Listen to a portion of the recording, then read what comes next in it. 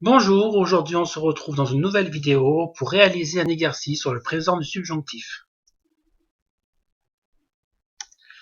Voici 10 phrases, vous devez remplacer les pointillés par le verbe entre parenthèses et le conjuguer selon la personne au présent du subjonctif.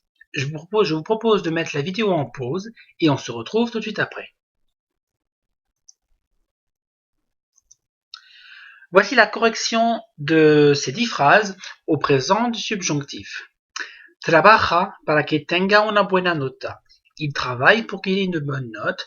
Après para que, il faut toujours le verbe au présent du subjonctif.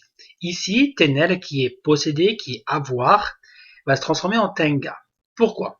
Au présent, yo tengo, il va donc devenir tenga au présent du subjonctif. Tous les verbes qui sont irréguliers à la première personne du singulier au présent de l'indicatif le seront au présent du subjonctif. Il suffit de remplacer le o par un a.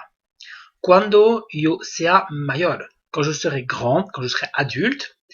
Ici, celle est un verbe irrégulier, va devenir sea.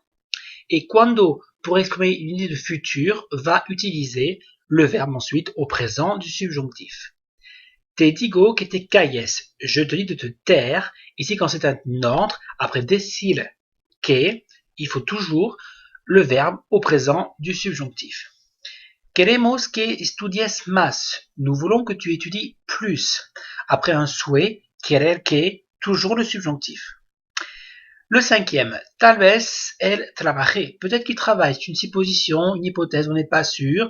Tal vez, acaso, quizás, toujours le verbe au présent du subjonctif. Attention, il n'y a pas de tal vez que. Tal vez englobe peut-être que. Estamos aquí para que ellos se den cuenta de que es importante pensar en nosotros.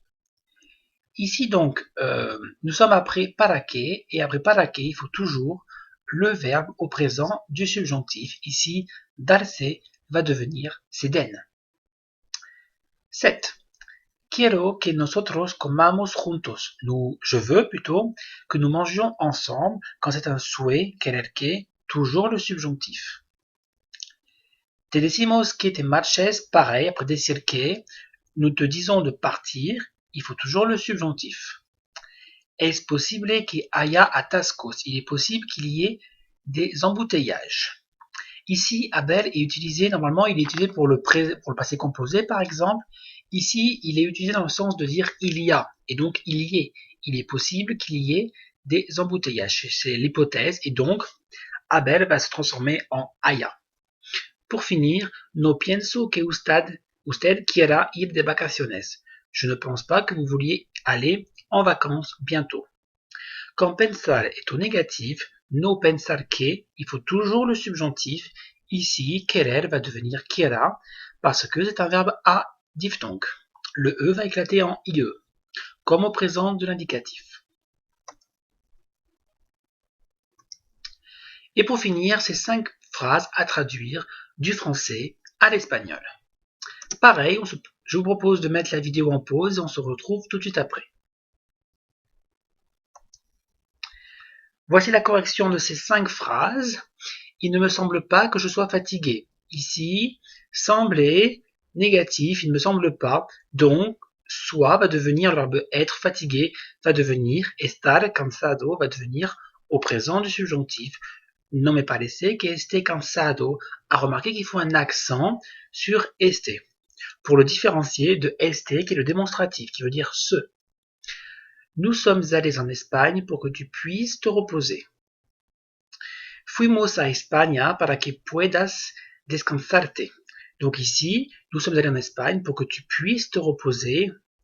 Et donc ici, après para que, il faut toujours le subjonctif.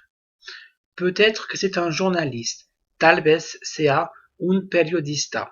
C'est l'hypothèse, on n'est pas sûr, donc tal vez sea. Je te dis de partir, c'est un souhait, c'est un ordre. Après decir que, il faut toujours le verbe au subjonctif. Ici, partir se traduit par salir, et salir. Au présent, c'est salgo, et donc au présent du subjonctif donnera salga, et donc salgas. Il faut te débrouiller seul pour que tu saches ce qu'est la vie. Hace falta que te las alegres solo para que sepas lo que es la vida. pour que tu saches ce qu'est la vie, et donc, après paraqué, toujours le subjonctif. Ici, Sabel va devenir Sepa. Cette vidéo est terminée, j'espère qu'elle vous aura plu, que vous aurez compris un peu finalement le fonctionnement de ce subjonctif présent. On se retrouve pour de nouvelles vidéos. Vous avez de plus le site Espagnol pour tous, où de nombreux cours et exercices sont à votre disposition. Adios!